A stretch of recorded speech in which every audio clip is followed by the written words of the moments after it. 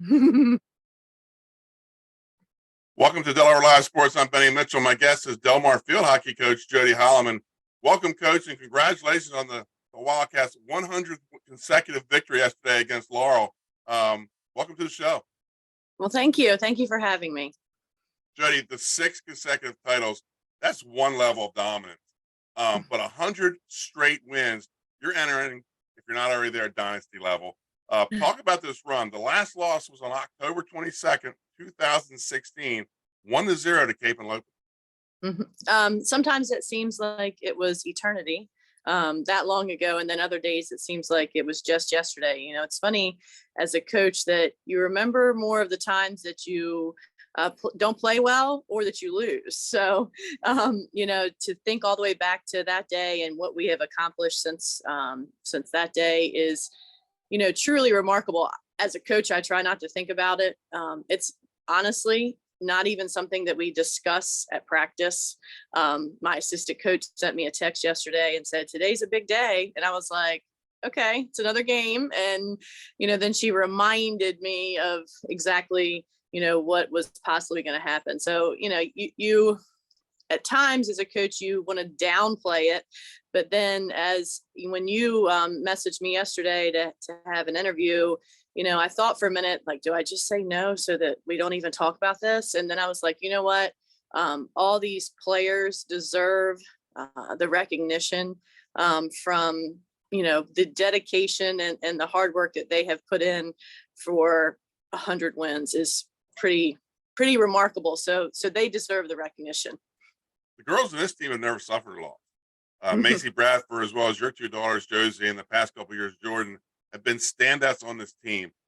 Talk about their contribution as well as the all-around contribution of the team and the players over the past 6 years. Well, it's hard sometimes to talk about your daughters and your niece who's like a daughter to me, because again, I try to downplay their success, but at the same time, it should be celebrated. They have been around the game of hockey with their mom and their aunt, as you know, since they were born. I used to wheel them out on the field at Parkside High School when I coached in Maryland, and so they have game sense. And honestly, that's what separates them from the rest.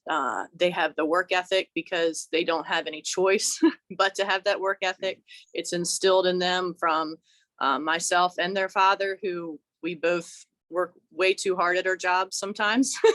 And so their success is because they have those characteristics as a player. And then, you know, sometimes it gets the best of them. You know, that intensity level at the high school level is sometimes difficult to reel in, you know, because we do have some opponents that are just struggling programs. So it's like one day you have to just pass the ball around and tell the kids to, you know, be good sports, but at the same time, you know, they want to be the best that they can be. So that has probably been the hardest job for me as a mom / coach, is to reel that in, but at the same time know that they need to have those characteristics to succeed at the next level. And you know, Josie was just named to the national team this summer, which has been just a whirlwind of things that she does that no one knows on the outside.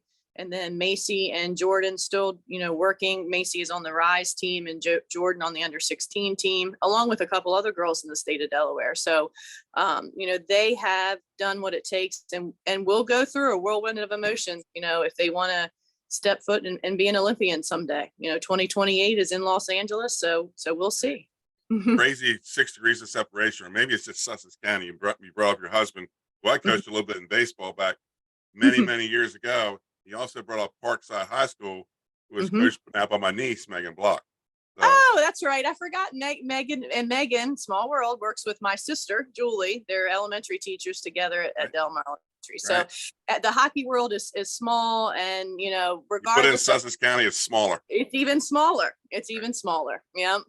Since 2016, you haven't taken the easy road. Some of the teams your Wildcats have beaten over the years include Maryland Power, South River, Chesapeake, Notre Dame Prep, Kent Island, Good Counsel, Pocomoke, Severna Park, and 7 straight over Delaware Division I Power, Cape and Lopin. Is this like a we'll play anybody, anytime, any place attitude? You have to play the best to be the best. We have to challenge ourselves, and because that's how you become better. And regardless, honestly, if you win or lose, we've always had the mindset, if you're getting better and you can make that run in the playoffs, work hard enough to make the playoffs.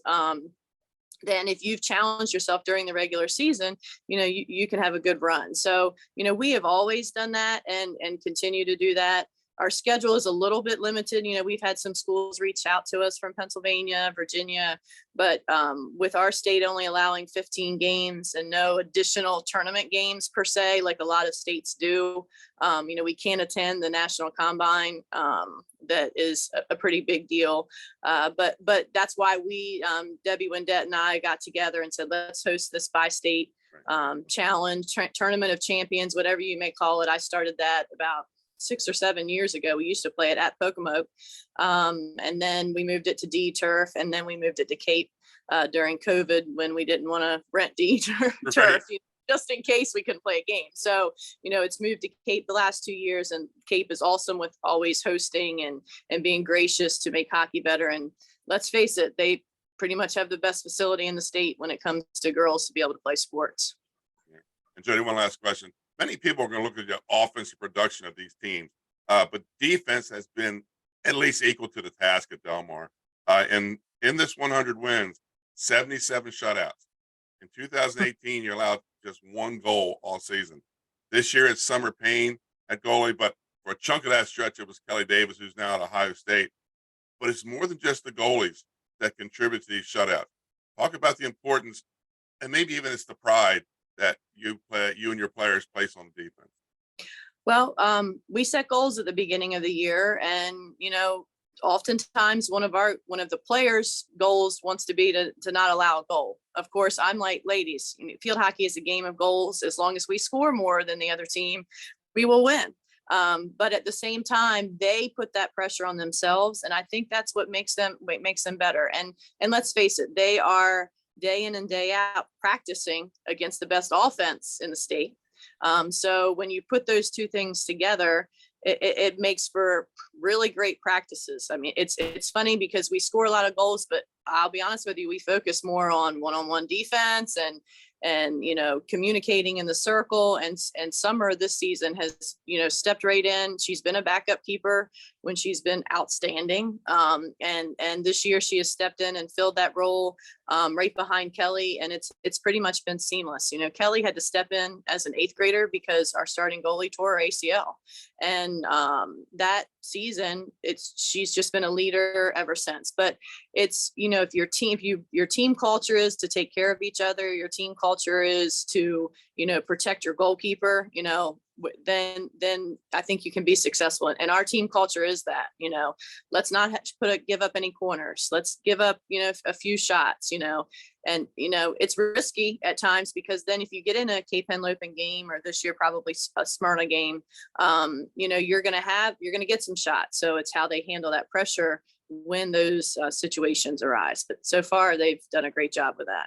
Which I appreciate you jumping on early this morning. Anything you want to say to those girls that you coached over the last 7 years, have been a part of this 100 straight wins? Or I'm going to get emotional now. It's just thank you, because thank you to their parents.